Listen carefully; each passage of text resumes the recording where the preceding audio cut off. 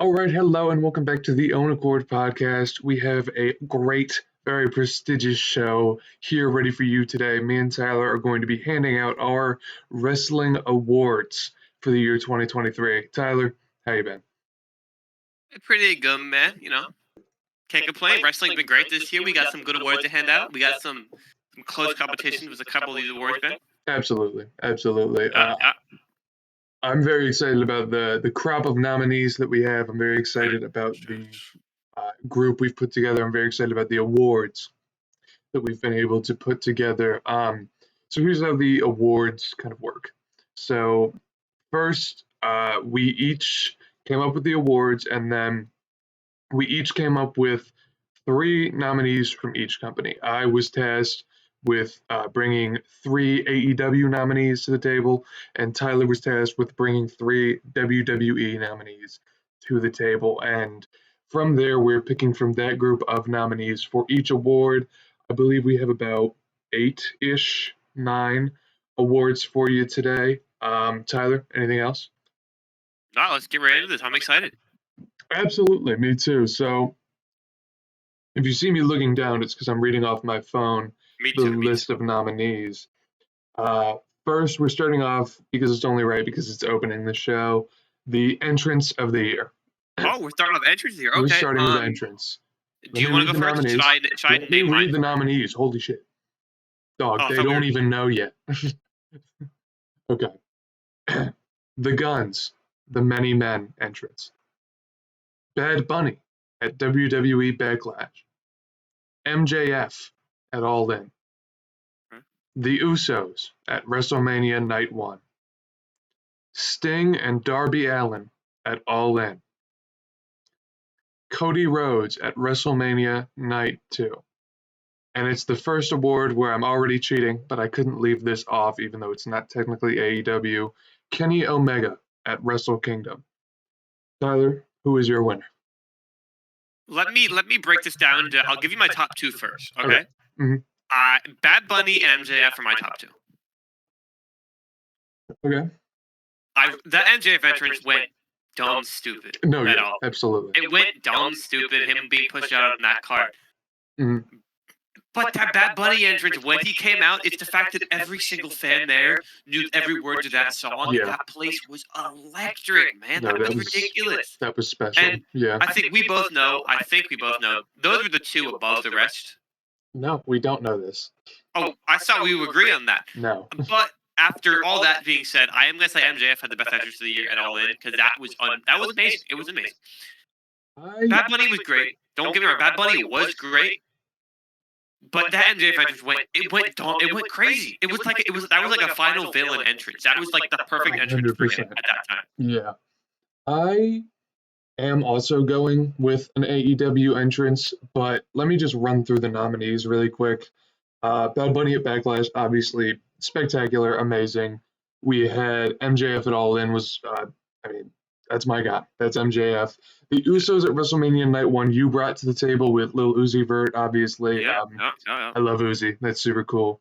Sting and Darby Allin at All In was fun. Uh, Rhodes at WrestleMania Night 2, one of the biggest pops I've heard all year. And then I snuck in Kenny Omega at Wrestle Kingdom because I thought it was really cool that he dressed up as a Final Fantasy character and did his thing. So I would probably say Bad Bunny's my runner-up, and then Kenny Omega is my number three. But my number one is the Guns coming out to Many Men on just a Dynamite. Yeah. That was so good. And Yeah. before that point, the Guns were kind of searching for prominence, for kind of respect, to kind of be treated like a threat. Of course, they had the titles on them, but people didn't quite see them as these world beaters, this great tag team, because obviously AEW is a company built on great tag teams, whether it's FTR, whether it's the Young Bucks, who are two of the founding fathers who are doing awesome in AEW right now and have no controversy surrounding them. But the Guns coming out to Many Men, super hard, awesome, and I That think was really hard. legitimize them. Bullet Club Gold in general has one of my favorite like everyday entrances in AEW, but this one specifically from the Guns, I think really took the cake for me as being my favorite. I will give you that. That was probably the second best of the two you sent. That was Mhm. hard. Like when I first watched it, I was like, "Damn, this is a damn good Yeah. entrance." No, I'm gonna absolutely. be honest, and this might just be me. I didn't like that Sting Darby Allin entrance that much. Like I could compared see to all it. the others, it wasn't as good. I could see somebody not liking it for sure, but I thought it was cool because I really like It was cool. It Darby was Allin. cool, but I saw it compared to the Bad Bunny MJF. Damn near like I mean those are the two top two. Rhodes was amazing because of the whoa and the pop Yeah. when he hit it, Yeah. and then obviously the little Uzi Vert coming out for the Usos was kind of it was a damn good entrance. Super awesome. Super cool. Oh, I also had Orton. That was my other one. Orton coming out That's at Survivor correct. Yeah. Series. I That was more of a it's there, but it's not going to win. I mean, it was nice, but yeah. Yeah. it wasn't like it was a surprise. Everyone knew he was coming, Yeah. and it was like okay, Yeah. it's Orton. I'm glad he's back, but it's not winning an entrance of the year. Next up, we are running with the non-wrestler of the year award. Your nominees: Prince Nana, Paul Heyman, Renee Paquette, Michael Cole, Tony Schiavone, and Dakota Kai. Tyler, give us your pick. I forgot I put Dakota Kai. That was funny. I giggled. I forgot I giggled when put I read Dakota that. Kai. I was like, that's kind of funny. For me, it's down but to Prince Nana or Paul Heyman. Mhm. I think that's going to be the consensus. Mainly because Prince Nana, I mean, he's so good with Swerve. Like, I don't watch AEW that much, but like everything I see about Swerve is Prince Nana right there. I mean, he's. But I think I'm gonna Paul Heyman my edge just a little higher than him, Mhm. only because without Roman Reigns there ever, Paul Heyman's had to pick up the slack. He's had to work better because Roman's never there, and I think he's done it. He's done it with Uso and Solo, Mhm. with Jimmy and Solo. I mean, it's very very close. I'm still saying Paul Heyman. Mhm. I if every time you watch like SmackDown or Raw, or SmackDown, you see it. He's so well. He's funny, but also he's really serious and he's really good at what he's doing. Absolutely. Yeah, I think generally when people talk about non-manager of the year, it's going to come down to Paul Heyman or Prince Nana, at least in the Western, promotions. And personally, as much as I do love Swerve's entrance, and as much as Prince Nana makes it, I do have to go with Paul Heyman. With Roman off TV so often, it's up to Paul to be kind of the authority figure in the bloodline, and he's been able to do that above and beyond. Really, one of the best promos in WWE, one of the best talkers. He's a very commanding presence. Like when Paul Heyman starts talking, you listen, right? And I think that puts him over Prince Nana. I did think it was funny. I think you missed this, but in the build to Full Gear, which we'll talk about later in the show, with in the Hangman Adam Page and Swerve Strickland segment, uh, Hangman Adam Page said Prince Nana looks like he sells weed to high schoolers in the parking lot, and that Hangman was going to steal his weed, and a steal his weed chant broke out, and that almost made me laugh so hard. I love that so much. That's a good one. That was so funny. Um, but yeah, I think Paul Heyman's the move here. I think all of the people making fun of Shivani is really funny, so that's why I kind of put him there.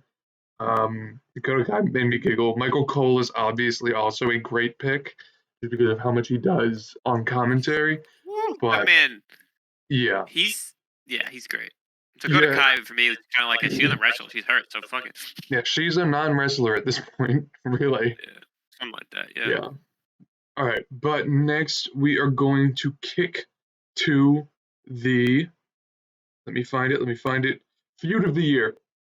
Tyler, your nominees: Orange Cassidy v. John Moxley, Seth Rollins versus Shinsuke Nakamura, John Moxley versus Hangman Adam Page. Some of that was in 2022, but a lot of it was in 2023.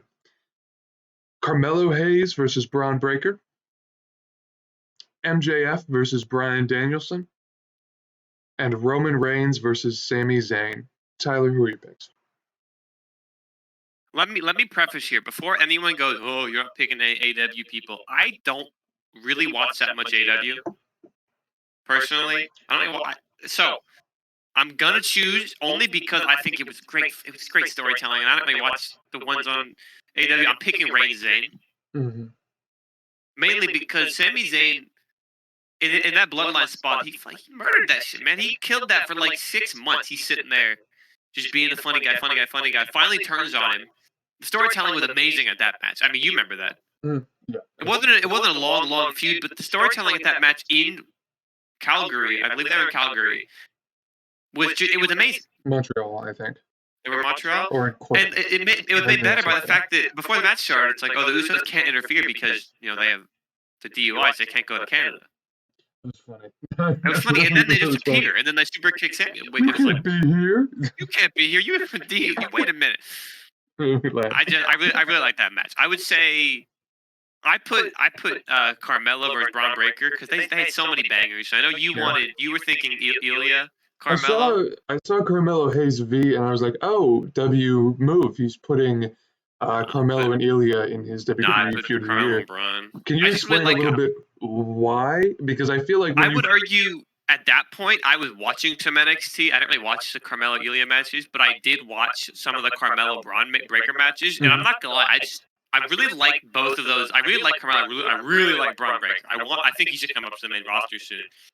Mainly, I think for one thing, every one of their matches was just. I mean, they're killing each other. I know. So with Ilya, I know. I didn't really watch the Ilya matches as much as I watched the Carmelo Hayes, the Braun Breaker match. They were good ass matches. They kept you were hooked the whole time. Yeah. Though I did just remember an entrance, so I should have put for entrance of the year, which was when Carmelo Hayes came out to like the jerseys of people he beat hanging over his head. That was cool. That was fun. I remember that. Was My kind of inability to sort of pick the Reigns versus Sammy feud is that it wasn't really that long. Yeah, like fair. all of the other ones at least have, I think, 2 pay-per-views under their belts. If I'm MJF and Danielson, not as much, but Reigns versus Zayn was really only up to Elimination Chamber, and then Sammy just kind of joined up with Team Cody to kind of take down the Usos. So that was kind of my big issue with it. My feud of the year was super difficult to pick. Orange Cassidy and Jon Moxley I thought about really hard because those are 2 of my favorites in AEW right now. I have an Orange Cassidy shirt. It's dirty. Don't ask to see it. But I was a little... I see a Punk shirt. I'm wearing it. Yeah, I got you that for Christmas. So, yeah. It's hard. It's a nice shirt. But it was a little short, and I was a little disappointed by their last match. I thought the storyline was really good because Orange Cassidy obviously had the title for so long, and then at All Out he drops it to Moxley, and he's like, I don't know what to do when I'm not carrying the title, and he's kind of lost. He's kind of... Orange Cassidy's shtick is very much whatever, I'm a cool guy, I don't really care. You saw him very much start to care, right? And then when he won it back off of Rey Fenix, it didn't have the same punch because, pun intended, because he didn't win it back off Moxley. He still hasn't beat Moxley. So then at, I believe it was Full Gear, he defends it against Moxley, beats him, and he's all happy, he's all good. But I'm going actually MJF versus Bryan Danielson because start off the year with a banger with Revolution in, I want to say like March, maybe February, but that was just spectacular work in ring. Some of the best promo work MJF has done, especially compared to a lot of his stuff recently. It's insane stuff. I really love when Danielson kind of flips the switch a little to like have kind of heel tendencies. I think he's really good at that. And so ultimately that is the one that's the feud I'm picking, but there's a lot of really good feuds on this list. I'm not gonna lie, I'm changing my answer because I just remembered which one, another one is on here that I forgot about. What? I forgot that Rollins Nakamura was on here. What am I doing picking? What the fuck? The whole Rollins Nakamura feud was hard as shit because they gave Nakamura that fucking like anime villain arc. That was cool. That was cool. That was fucking hard as shit. Where he had the vignettes where he would just talk in Japanese. It would be Doug, how he's gonna destroy Rollins' back. What am I doing picking Reigns Zayn? I'm not thinking right now. An awesome It is question. obviously Rollins Nakamura. What am I? Yeah, no. Because every one of those matches was just hard hitting as shit. It was hard hitting as shit. They were beating the piss out of each other every goddamn match. Rollins was his like the whole her back storyline, and he's jumping off like 20 feet in the air to backdrop through a table. Yeah. Yeah, I mean, good stuff. Some of the better, like one of the better WWE feuds that there was this year. I didn't really like, at least on the WWE side, there weren't a lot of like spectacular feuds, at least on the main roster, because Cody Roman was supposed to be the big one. It's still kind of hanging over our heads. Yeah. One match. Like, I'm excited for, you know what I'm excited for? I'm excited for the CM Punk Seth Rollins feud. if I speak, That could be a generational feud. if I speak, I'm in trouble. I think it'll be fun if CM Punk remembers how to like be interesting again. Like I fully not really, but I know CM Punk can be good talking and wrestling because I just watched him in All In have a banger with Samoa Joe, but it's yet to show in the WWE run. So I guess I'm kind of waiting in anticipation before I get too excited. Who we giving the award? Who we giving the award to? I gave my award to MJF Danielson. All right, MJF brought Danielson as our winner. Let's Choose go. your award. Let's go. You got the Christmas Freddy, bruh. Yeah, I do the Christmas I was on the perk. Anyway, next we are going to go to. We'll go to underrated superstar of the year. Your nominees: Daniel Garcia, Otis, Mark Briscoe, Ricochet, Orange Cassidy, and Finn Balor. Tyler, when you texted me, you had Finn Balor on here, and you said, right. Ben, let me explain. So please, by all means. My explanation is, I know you're thinking, oh, he was in some title matches. After he went against Rollins for a pay-per-view and a half, and then went on live shows, like, defending that shit, he just kind of, and you can back up, he just kind of fell off the face of the earth. Yeah, he's in a tag team now.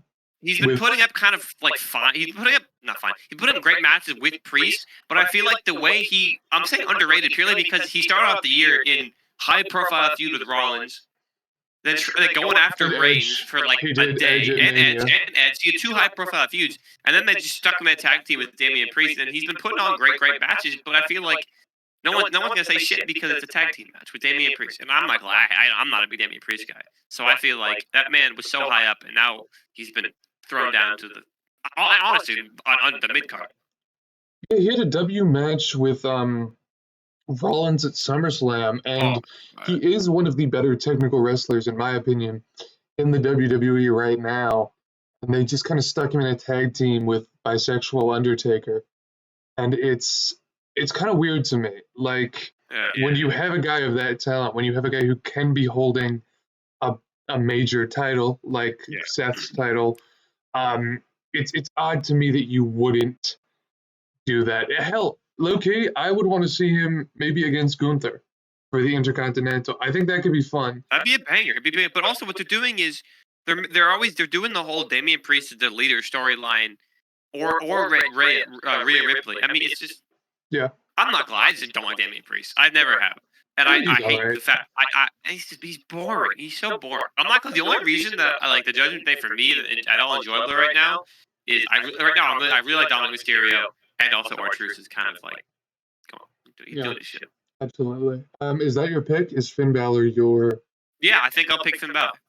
That's valid. Your explanation has kind of swayed me a little bit. I have some explaining to do with Orange Cassidy too. Obviously he's holding a title, but a lot of people don't appreciate, I guess, kind of the workhorseness, the like how much he's putting in. He's wrestling constantly on television. He's defending the title constantly, which is something you don't really see with other people in maybe holding Universal Championships or World Yeah, Heavyweight Championships. he needs to fucking show up on a show and wrestle. He just does. Yeah, I mean But Orange he's not Cassidy. going. He's not going to until Mania. So Yeah, I mean Orange Cassidy's defending this thing on TV almost constantly, which is awesome. I think he puts on great matches. I love his gimmick. He's so cool. And for that reason, I'm going with someone who's not really underrated, but in my heart is underrated. Orange Cassidy. Tyler, any final thoughts on this award? no, I think we both had some solid picks. I think at first I was like Balor maybe, and then I explained it. And I was like, damn, he actually really is underrated as shit. Yeah. All right. All right. So we're gonna fight over this one. I'm almost positive of it. The next award is non-in-ring moment of the year. This just goes We're to not gonna the fight. We're not fighting over this. I already know my choice. the best thing that happened outside of the ring this year, whether it be vignettes, whether it be promos, whether it be anything really. I did rule out. No, I didn't actually. I wanted to rule out returns, but I was overruled because a podcast is 50-50. Your nominees are the Rebar Mitzvah, R-Truth returning, Will Ospreay announced at Full Gear. By the way, Tyler, you still have to wear a Commander's jersey on the I next know. pod. Yeah, but this isn't a podcast episode. I'll do it on the podcast episode. CM Punk returns. Better Than You Bebe vignettes. The Rock and John Cena backstage. Tyler, your winner is? Fucking better than you, Bebe vignettes. Those were crazy, bro. Those Are were you kidding so me? good. Those Those were were so so good. good. They were so good. They I fit don't watch perfectly. AEW, and yet every time I watched it, I had to watch the entire vignette because they were just so good. No, absolutely. What was it? They said we're getting shawarma in Boston. That was funny as shit. The Yeah. whole thing was funny as shit. It was perfect. And the fact that it was MJF trying to be friends with Adam Cole, and Adam Cole's just like, Yeah. and eventually he switches, and then they get the Better Than You Bebe shirts. The fucking, I need to stop swearing. The double clothesline. The kangaroo kick, Tyler. And bro, That's it my all favorite. it was them literally plugging the AEW game part in the vignette. It was so funny. It was funny as hell. I mean, they were good. They were like, honestly, and I know you're probably thinking, oh, Tyler's gonna pick R-Truth returning bet or something. But I think we talked about this. I thought you were gonna pick Cena and The Rock backstage. No. Okay. The Better Than You Bebe vignettes were the best out-of-ring moment of the year. My pick is also Better Than You, Bebe, but let me talk about something we haven't talked about yet. Let me talk to you about the Bar Mitzvah. Man, that was so fun. My favorite part, obviously, when it starts out normal, nobody else is out there. MJF, there's people bringing out the chair, they're playing the music, they're clapping along. Crowd's not really getting into it. MJF yells, "Clap along, you're anti-Semitic." That popped me. That was so funny. Obviously sets up the Four Pillars match with Darby, Jungle Boy Jack Perry, and Sammy Guevara. Who's a bitch, by the way. Why do you hate? Okay, that's not Real glass. Shut the fuck That was up. funny. That was so funny. He's a bitch. What did a little bitch for that? It's funnier to know that he got fired. He got fired because he was like, whatever. But that was one I of my think favorites. it's funny that at the end that Tony Khan is like, I felt unsafe. Tyler hates Tony Khan because he hates South Asian people. No, I But don't my fucking even favorite, say I that. think I'm Don't going even with Better Than You Bebe vignettes. And There you go. because it was just spectacular. Like every time a new one came out, you had to watch it all the way through, and you got to see really how big of a character MJF was, and how kind of down to earth Adam Cole was. They played great, like foils of each other. They plugged the video game. They went to the gym and bonded over making fun of Tony Schiavone.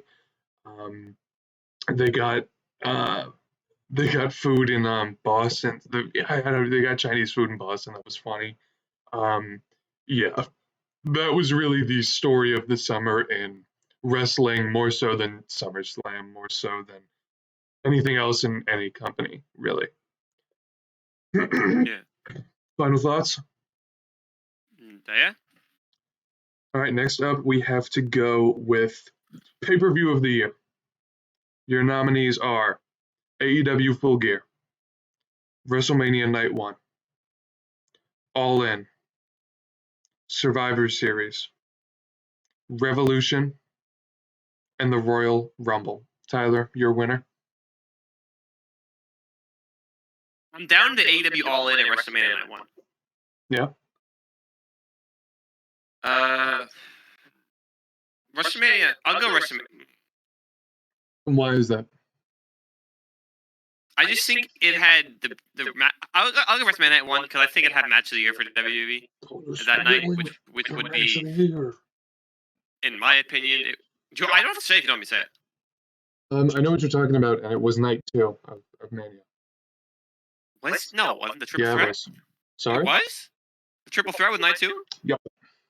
Was it? Oh, fuck, I'm dumb as shit. Then I'll go All In. I'll go All In. I didn't watch All In. I wasn't paying for that pay-per-view, but from what I saw from that, with the MJF match, with the Swerve match, with all that shit, I mean, they were bangers. It was a bunch of bangers in Wembley Stadium, a sold-out crowd. It was a crazy atmosphere. I would say it beats out Night 1, because WrestleMania Night 1 was great. The Usos match, for some reason, I remember it having a triple threat, but I guess it didn't. I guess I'm wrong. Night 2, WrestleMania, other than triple threat, was kind of mid. Like, it wasn't that amazing. Yeah. I'm going All In. Yeah, no. All In is absolutely a valid move. I am tempted to be a weirdo and pick Full Gear. Let me read you the Full Gear card, and it'll kind of show you how dope it was. Obviously, it had a Match of the Year nominee in Swerve Strickland versus Hangman Adam Page. Spoiler alert: I nominated it for Match of the Year. It had a really good 0 hour too, but I'm trying to find the card. It was right. This was the first time we saw Adam Copeland versus Christian Cage in that 3-man tag with Darby Allin and Sting versus the Patriarchy, Luchasaurus and Nick Wayne. We saw Orange Cassidy defend against Moxley, which I already talked about. The match was a little bit of a letdown, but regardless, Timeless Tony Storm, the love of my life, beat Hikaru Shida for the women's title, which was awesome. The tag championship ladder match was so good. I watched this pay-per-view like live, absolute banger. Did I pay for it? Absolutely. But that was just an absolute banger. Ricky Starks and Big Bill I love as tag champs because I think Ricky Starks is so funny. But the triple threat with the women, Chris Statlander, Julia Hart, and Sky Blue was a banger. Texas Death with Swerve Strickland and Hangman, and then we're not going to talk about the Golden Jets versus the Young Bucks, and then the main event, obviously Jay White and MJF. I'm going with Full Gear. I'll be honest. All In probably meant more to AEW. Like 80,000 people packed into Wembley to see your guys wrestle is massive, and anytime that happens, that is massive. But Full Gear, in terms of like match for match, I think that was my personal favorite. Yeah. Yeah, that was. Yeah, I think it's pretty comfortably, not pretty comfortably, but like I'm happy with picking Full Gear. Next, we have the third to last award, Match of the Year.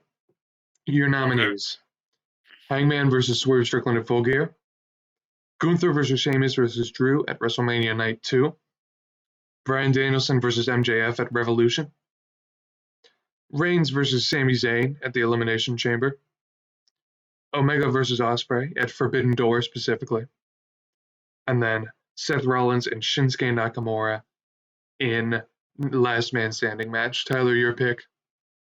Gotta be Triple Threat Mania. Gotta be Gunther versus Sheamus with McIntyre. That match was in my opinion, my personal favorite to watch all year in a pay per view that I watched. It was an amazing match. It was pretty long. It wasn't like a short, quick match. But Gunther did his shit. Didn't he double pin them at the end? I believe so. Yeah. He's a baller. That was like he's a baller. And that was an amazing match. Yeah. 100%. Without the use of any, I mean, in WWE, you sometimes see them fall into the pit trap of either overbooking or in no DQ matches going too heavy into the props of like just hitting him with the chair or throwing him into a table or something. But this I think was a perfect technical wrestling match, and it's a great pick. But personally, I'm going with Hangman Adam Page versus Swerve Strickland. This match is free on YouTube. I'm just letting you know this now. You can watch this for free on YouTube. Anyone watching this, please do. It's spectacular. It had the most oh my god moments of the year between Hangman immediately hitting Swerve with a buckshot lariat, stapling his kid's drawings to Swerve's chest, tying Swerve's hands up, Swerve getting the staple gun. You're like, oh my god, he's gonna start stapling Hangman, and they just start stapling himself. He's like, this shit doesn't do anything to me. Oh my god, Hangman drinking Swerve's blood. Just so many Oh fuck! spectacular. You've never seen this match? I gotta watch it. You're No, missing out, dude. I'll send you the link. Um, Obviously, the ending, Swerve Strickland hanging the Hangman was chef's kiss. The first time Adam Page had lost in Texas Death. I think all of the Wait, matches here. hanging the Hangman? Does it end with something? I don't watch this shit. Just Yeah, he got hung by a chain. But I think all of these matches are really spectacular, are really good. But that one stood out to me more so than any other one in this entire year. Final thoughts, Tyler? Any nominee that you wanted to talk about but doesn't no. necessarily win it? Maybe Nakamura Rollins because they had some bang. That last man standing match was I think that's amazing. probably the weakest out of these. I would say the weakest is Reigns Zayn. That was, I mean, I know I said their best feud, but I changed my mind quick because I realized. I thought storytelling wise, it was stronger than I think it was Rollins just Nakamura. the But I think ending those is are fucking. the bottom two. People might be like, "Oh my God, Ben, not Omega versus Osprey at Forbidden Door. What are you doing?" That was such a banger match. It had, of course, Kenny Omega kicking out of the One Winged Angel at one. It's insane. Um, but it's personal preference. At the end of the day, it always is. And while I can acknowledge that as a great match, I can also say this was slightly more my favorite match at Full Gear. Yeah. Next, we're getting to one of the big awards. Women's Wrestler of the Year. Your nominees: Love of My Life, Toni Storm; Rhea Ripley; Julia Hart; Becky Lynch; Chris Statlander; and Bianca Belair. Tyler? Oh, by the way, I didn't nominate Athena because I'm not watching enough I'm not watching Ring of Honor every week, but I'll tune into the pay-per-views. So I didn't really feel comfortable nominating her without having seen a lot of her work. But if I had watched Ring of Honor, I'm sure she would be here. Tyler, who's your winner? Well, let me knock some out. Rhea Ripley out because she got that belt and she's defended it like twice. So Yeah. no. Correct. I'm not picking AW star because I don't watch AW. Just personal preference. I think I'll pick Becky Lynch because she had some great matches against Trish Stratus, and then she had another great match against. Name is blank. We talked about this yesterday. Who is it? Zoe Stark. Zoe Stark. I feel bad for Becky Lynch because now she's stuck with the fucking feud with Nia Jax. Boring. Nia Jax is she's such a boring wrestler.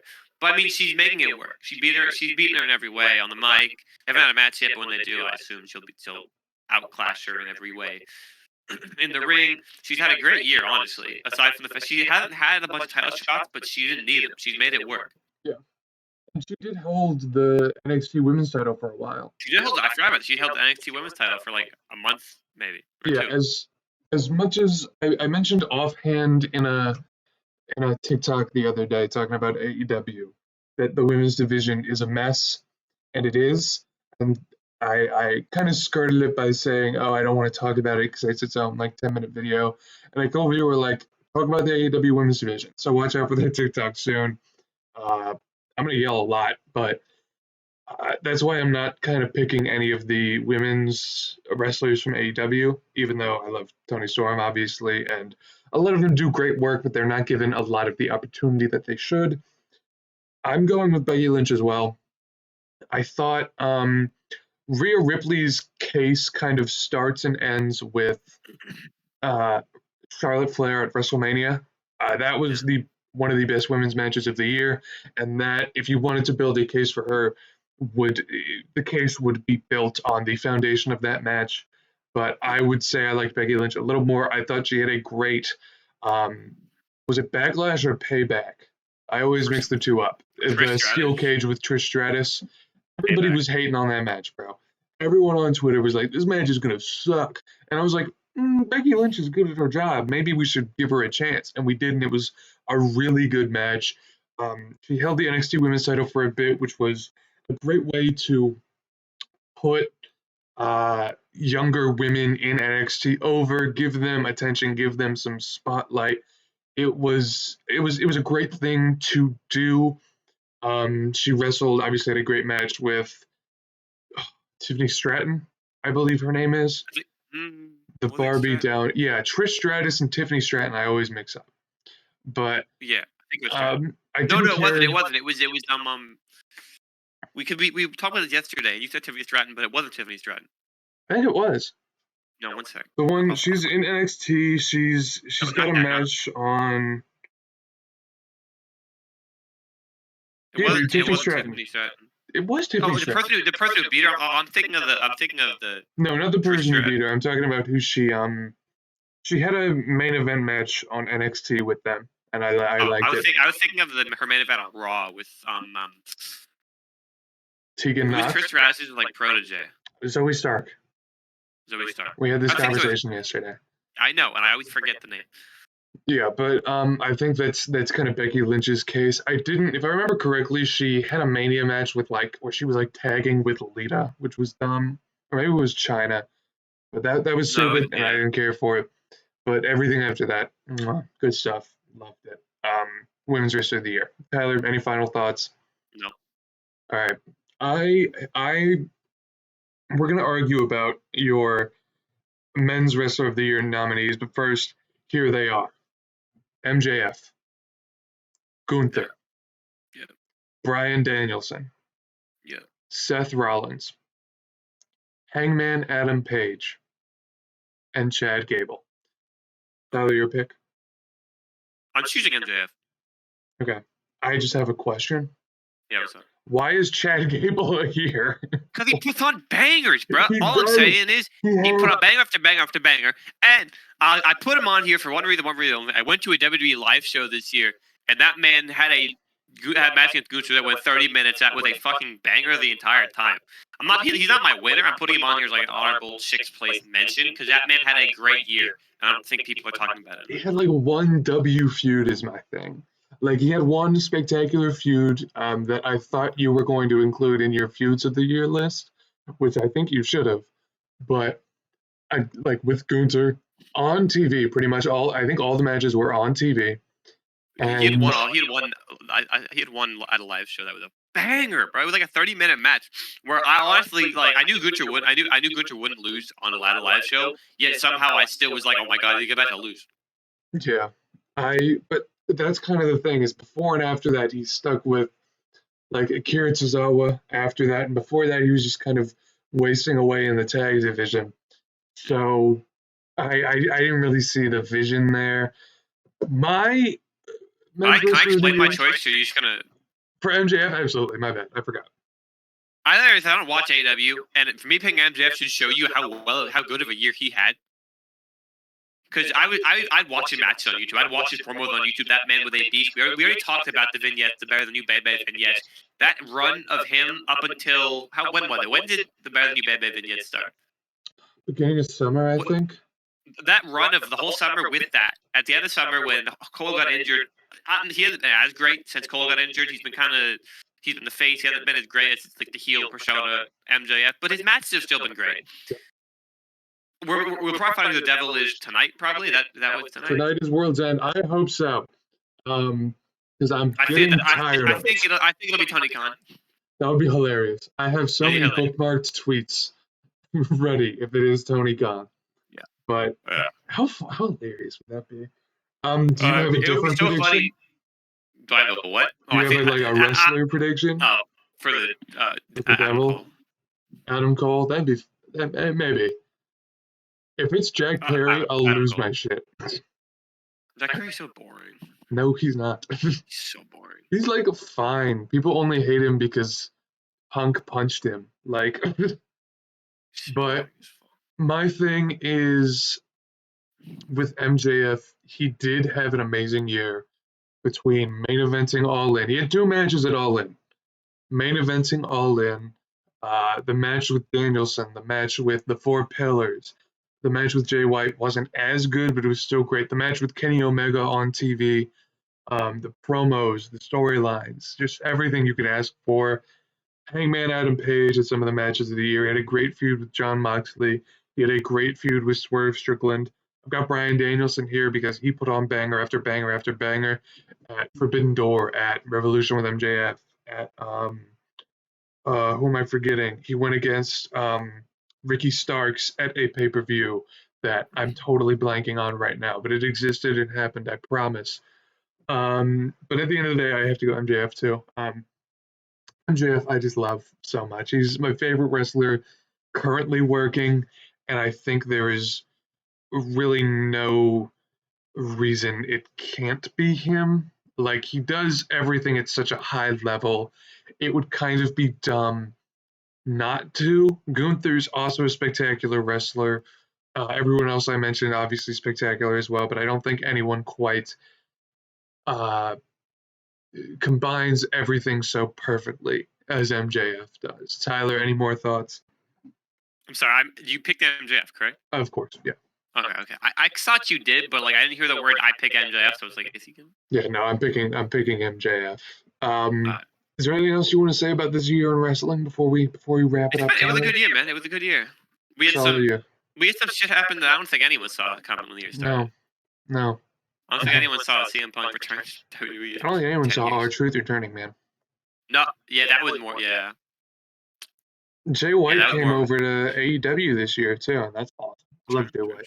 I had AEW signed Will Ospreay. Shit. Yeah, man. Don't worry. Tonight or no, Monday night, WWE champion, a former champion's coming out. It's been confirmed that he wasn't on the. He is not currently on the main roster, so that eliminates people like Bryan Danielson. Like Brock. Like I think it's Batista. I hope it's Batista. I'm not gonna lie, he sucks ass. Last time he came, he sucked ass the entire time at promos. His match is pretty good with Triple H at Mania. He's a good actor now. What? He's a good actor now, a big movie guy.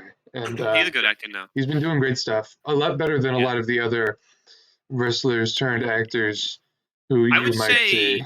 I mean, the worst is The Rock. I mean, yeah, by a lot. It's by a lot. Because Cena is like actually not a terrible actor.